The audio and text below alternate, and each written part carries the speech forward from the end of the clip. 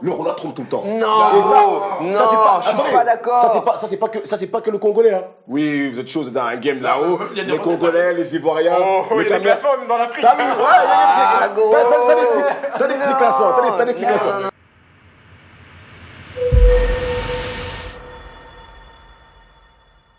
Je m'appelle Jason, j'ai 22 ans, je suis étudiant en business. Et ouais. Je me présente Melvis, 26 ans, je suis rwandais nigérian et je suis pâtissier chocolatier. Moi, c'est Kavena Gomos. Je suis poète, rappeur, slammer. J'ai 23 ans, je suis congolais. Brandon, 24 ans, étudiant e-business, congolais. Voilà. Les hommes noirs ont un gros sexe. Ouais, genre, je vais dire non. Écoute, tout ce que j'ai à dire, c'est que je n'ai pas à me Attendez, plaindre. non, Je n'ai pas à me plaindre. Le produit a satisfait le peuple, c'est tout ce que j'ai à dire. Moi, je suis vraiment pas d'accord. Non, Attends. non. T'as quelque chose à nous dire, c'est quoi le Non, j'ai rien à dire. Tu vas à un endroit, tu vas, je sais pas moi, tu vas dans une boîte de nuit, d'accord? Une boîte de nuit de blanc. T'arrives comme Renoir. Regarde comment t'es vu. T'es vu comme de la chair fraîche. Directement, le cliché de le Renoir. Et quand, va voir une blanche, elle va te dire quoi? Ah, vous les blacks, vous êtes trop bien montés. Ça, c'est pas notre faute. Tu vois ou pas? C'est le cas de le dire. C'est que c'est les femmes qui l'ont dit. Maintenant, Et moi, je suis pas convaincu, toujours pas convaincu. Ouais. Parce que vraiment, cette idée, elle vient vraiment d'années et d'années de clichés, de préjugés, de je sais pas quoi, de X et d'Y, tu vois. Il y a certaines femmes qui disent justement ça parce qu'elles l'ont entendu d'autres femmes. Et ces femmes-là l'ont entendu d'autres femmes. Et à la fin, ils l'ont entendu de qui? Ils l'ont entendu de scientifiques qui sont partis en Afrique, qui ont mesuré, qui ont fait des menstruations, tu vois, des mesures du corps de l'homme noir. Oh, qu'ils ont remarqué que oui, ces êtres infâmes ont des pénis difformes, etc. Et petit à petit, au fil du temps, ça s'est évolué en quelque chose qu'on veut voir, un sexe grand pour plus de sensations, parce qu'aussi il y a cette idée-là comme quoi plus un sexe est grand, plus l'amour sera mieux torride ou je ne sais quoi, tu vois. Donc du coup, c'est ça qui a amené au fait qu'on pense que tous les noirs ont des sexes grands et qu'en plus, le pire c'est que maintenant, nous, on est content de se préjuger de ce cliché, stéréotype, ouais. alors qu'il faudrait pas en vrai, tu vois. Ouais, moi je pense qu'il a raison dans le sens où ça a une certaine fondation dans la réalité, dans le sens où là, on a tous eu j'ai des potes blanches et tout ça, quoi que ce soit, elles ont déjà eu des bails et j'ai jamais entendu dire ah ouais non il a un petit beat, ça c'est jamais arrivé. avoir un grand sexe ne veut pas dire que physiquement tu assures. Mais c'est l'idéal à la base pour parler des femmes. Si plus t'en as un grand, plus t'en as un gros, mieux ça sera. Mais après, ça c'est juste la face cachée. Plus t'en as un grand, plus t'en as un gros, mieux ça sera. Bien évidemment, on sait que ça se passe pas forcément Ça veut rien comme dire. ça. Voilà, exactement. Mais donc du coup, qu'est-ce qu'elles veulent? Une femme, quand elle te cherche, elle te voit. T'es grand, t'es beau, t'es petit, t'es costaud, t'as de l'argent. Mais à un moment ou l'autre, quand elle regarde ton caleçon, t'as un boxer, si elle voit rien, il n'y a même pas une petite bosse, elle se pose des questions. Tu vois, elle se pose un peu des questions. c'est vrai. Mais bizarrement, tu vois, quand t'enlèves ton t-shirt, tu montes tes abdos, t'as une bosse, tu vois, c'est directement, chaud, ouais. tu réalises vraiment le truc, le cliché du Renoir, et c'est tout le temps comme ça.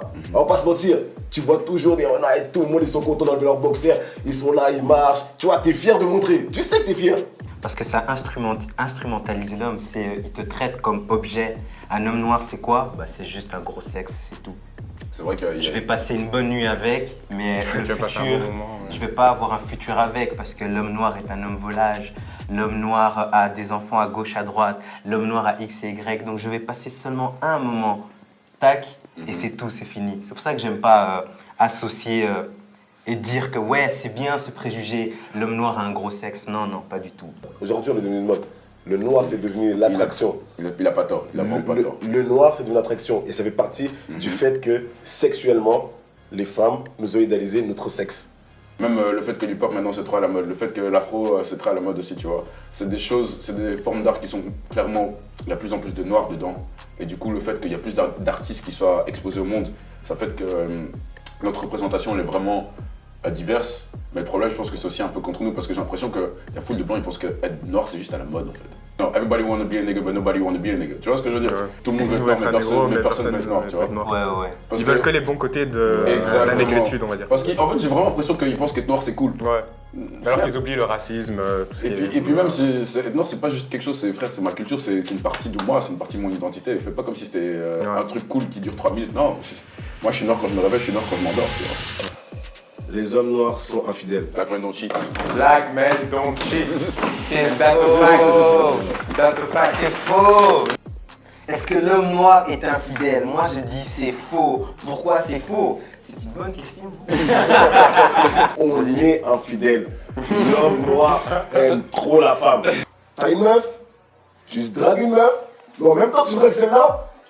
Regarde bien, quand t'es en train de draguer une meuf, il y en a une autre qui passe d'un côté. Ton œil est là, il parle, tac, tac, tac, tac, tac, tac. Tu vois, pourquoi? Parce que t'as vu, quand t'es avec ta meuf, quand t'es avec ta femme, tu l'aimes. Tu peux faire tout ce que tu veux. Gars, dans ta tête, tu te dis, ah putain, je la Mais connais une nouvelle bien. fois, moi je dis c'est général. Nous, Tous les on hommes l'aime. sont comme ça. Oui, c'est vrai. Mais là, on veut savoir, c'est nous, on l'est. Si on est infidèle, on n'arrive pas à se contenir. Gars, on pense toujours qu'on est là, on est des gars. Déjà, qu'on va jamais se faire cramer, qu'on va jamais se faire attraper, non, qu'on pense qu'on est plus intelligent que ces femmes-là, qu'on pense qu'on a un coup d'avance sur d'autres. Déjà, en tant que grenat, on pense qu'on a un game de ouf. On pense qu'on a un vrai game. Déjà, on pense qu'on a un game au-dessus de tout le monde. Genre les blancs, les chinois, tout le monde. On pense qu'on est chaud. Parce qu'il y a la tchatch. Oui, ça nous renvoie un peu au cliché du Renoir. Qu'il y a de la tchatch, dragueur, beau gosse, tu vois. Allez, qu'il y a de la féminisme, mais généralement, gars, tu vois, t'as une femme, t'as tout pour être là, mais c'est juste que t'as même pas forcément. T'as vu, t'es ce gars-là, t'as même pas forcément envie de la tromper. Mais gros, elle est trop bonne. C'est la vérité. C'est juste ça. Regardez, tu dis ça. Tu dis. Non, désolé. Non, désolé de dire ça. Il parle trop ce garçon. Non, mais les hommes Je suis pas en train de dire que tous les noirs, ça sera. Enfin, on est forcément. Ah si, arrête, c'est ça.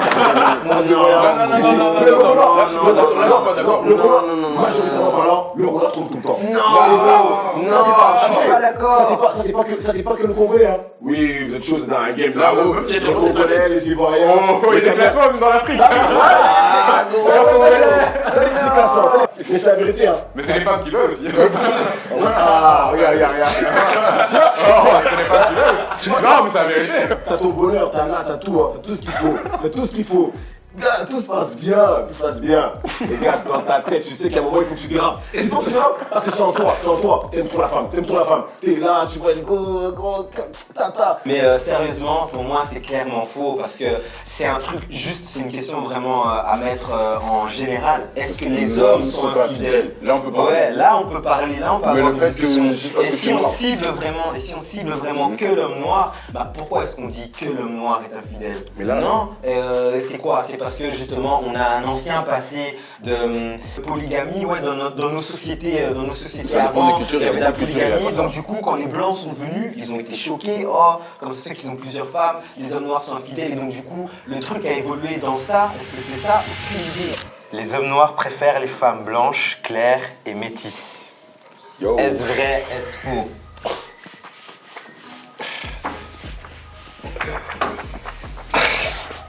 Que ce soit ici ou même chez nous, j'ai remarqué que la peau claire et le métissage est beaucoup plus désirable et désiré que le dark skin et tout ça. Très triste, gros. Très C'est triste réel. parce que tu vois encore ça, c'est conséquence de la colonisation. En fait. C'est juste ça. Et le fait que, tu vois, parce que quand j'étais au Rwanda et tout ça, je parlais avec un pote. On parlait de ça, tout ça, et il fait ouais, il m'a parlé d'une go. Et je regarde, je fais, bon, elle est ok. Il fait non, mais il me fait bro, she's light skin. Je fais oh. C'est ça. Parce que c'est une light skin, tu vois, C'est tout de ça, suite. c'est ça. Oh. C'est pour ça que j'ai mis ça, parce qu'à la base, je sais qu'il y a des bêtes types. Mais faut pas penser comme ça, tu vois. Ouais. Parce qu'à la fin de la journée, frère, qu'une go soit blanche, métissée, dark skin, light skin, asiatique, arabe. C'est un bon Mais feeling ça, avec elle. On est d'accord, c'est Gros. peu importe.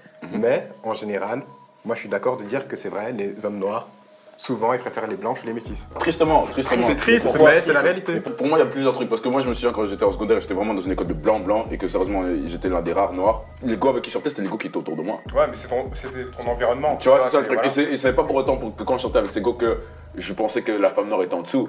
Parce que c'est ça le truc. En fait, c'est ça le truc. Parce que Ouais. moi, quand j'étais en couple, parce que pendant une longue période, moment, j'étais en couple avec une fille blanche. Et frère, à chaque fois que je voyais une fille noire, la manière dont elle me dévisageait là, frère. Tu sentais ça dans ton cœur. Tac, flèche, merde. Et tu vois, même des potes, maintenant, quand je leur montrais mon ex à l'époque, c'était en mode ah, T'es comme ça. Bro, Tu rentres dans une bro, catégorie. de fou parce que un frère, moi à la fin de la journée, Il y a un délai. Ah, là, c'était un à la fin de la journée, tant que tu respectes la femme noire et que tu dis rien de ça, tu peux sortir avec tout le monde. Mais moi, le truc que je me souviens qui m'énerve de fou, c'est que dès que je disais ça, tu sais rien de moi, tu me connais rien, on se connaît de nulle part. Juste basé sur ces 30 secondes de ce que t'as vu, tu me mets dans une case, ça me dérangeait. Mais les gars, ça vient de quelque part. Hein. Ça, c'est le fait que c'est nous-mêmes, on a décidé de rabaisser nos propres sœurs, nos propres cousines, nos propres femmes. Nos propres femmes. On a décidé, tu sais pourquoi?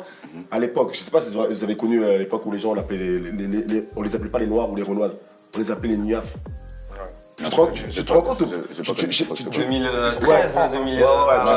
Les niafous. Les niafous. Ah, les Attends, niafs, oh, Très triste. Appeler une Encore femme pire. les niafous, les renoises. Tu te rends compte? Quand tu dis une meuf, c'est renoise. Pourquoi tu l'appelles la renoise? Pourquoi tu dis cette... Parce que on a décidé d'accepter ce que les gens nous ont vendu. C'est-à-dire que la femme noire, c'est le cliché de la blédarde derrière à la maison qu'on ne voit pas.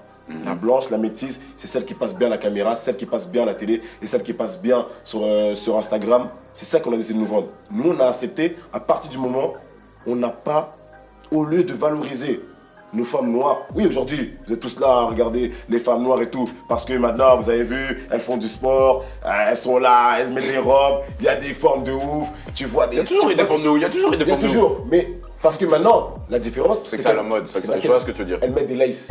À l'époque, quand elles mettaient des tissages et tout, tu dirais directement la niafou. Parce que maintenant, il y a des laces, des trucs que tu crois que c'est fait parfaitement, t'as l'impression que c'est ses vrais cheveux. Du coup, ça passe un peu mieux parce que tu dis que sa perruque, elle l'a acheté à 400 €.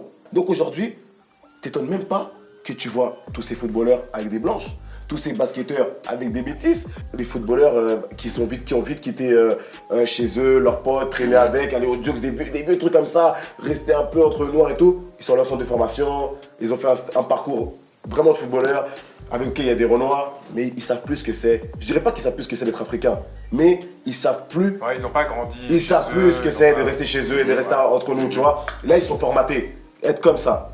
Maintenant, le gars, il réussit, il a des millions. La première chose qu'on lui met quand il est en boîte de nuit, c'est que des escortes blanches.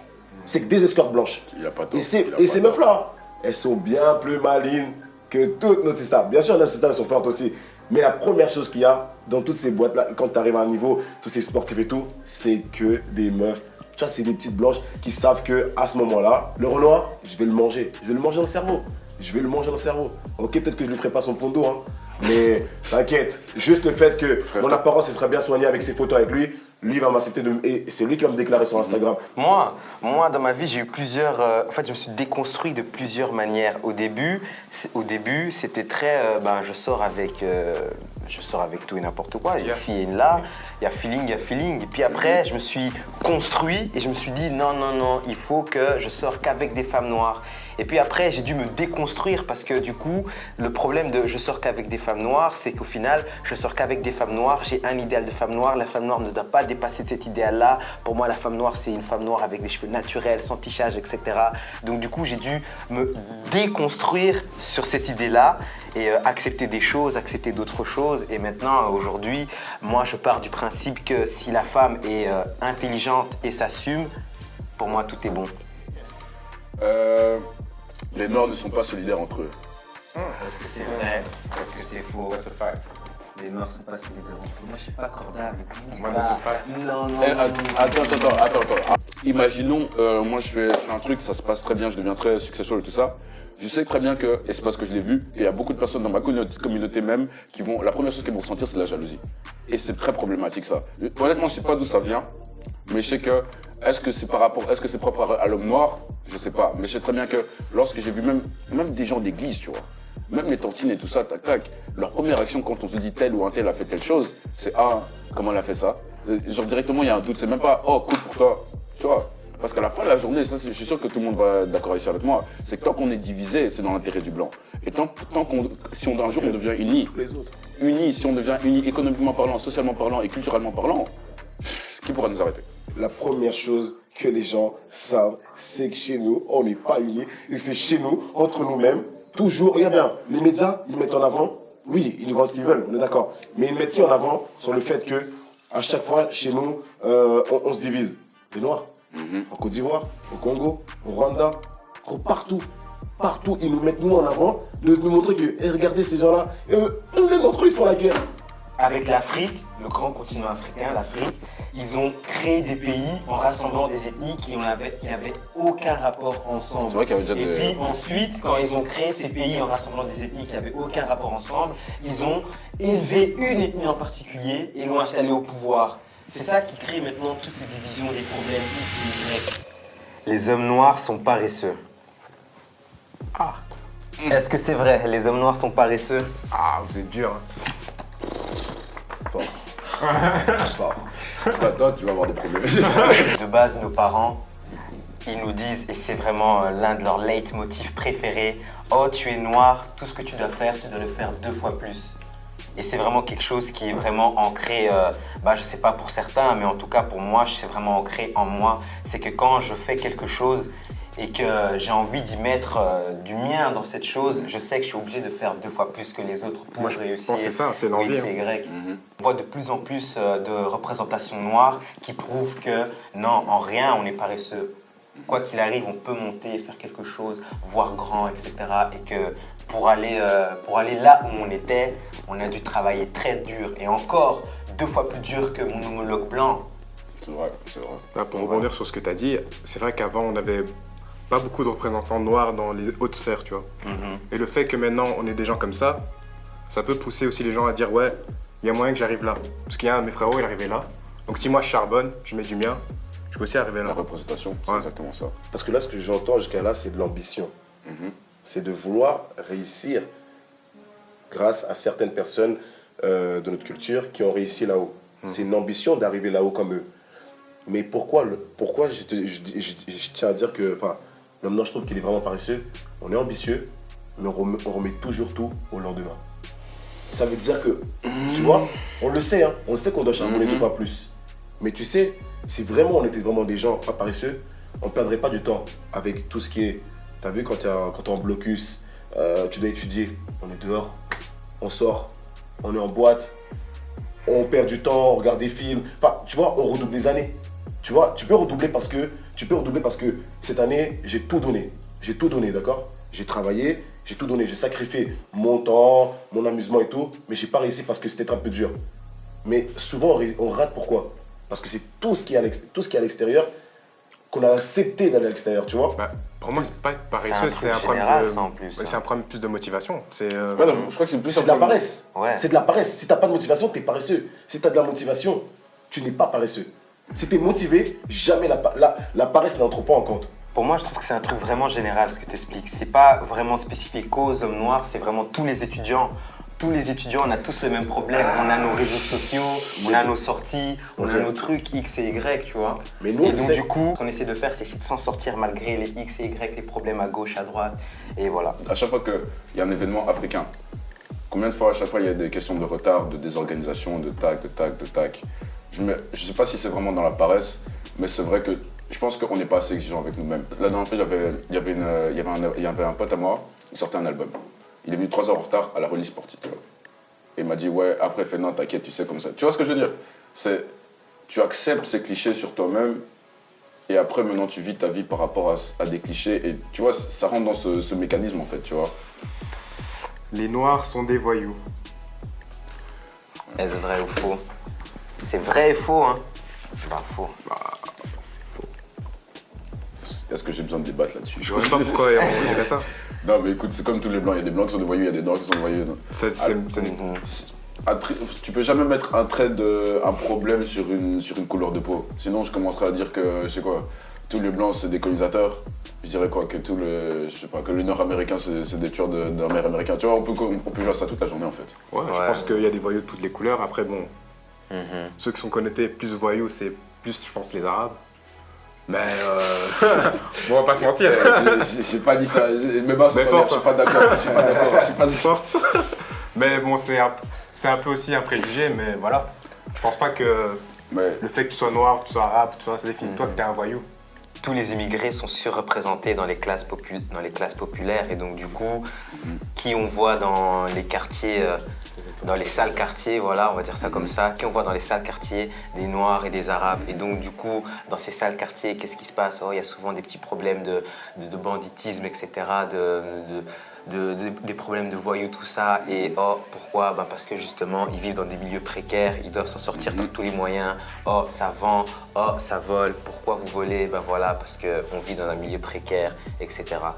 Ça aurait été plein de Blancs qui vivent justement dans des milieux précaires, etc., bah, ça aurait été eux qui vendraient de la drogue et qui voleraient dans les beaux quartiers de Uccle. Et puis j'ai l'impression que quand c'est un blanc qui fait ça, on dit il a des problèmes psychologiques et tout. Yazek, exactement.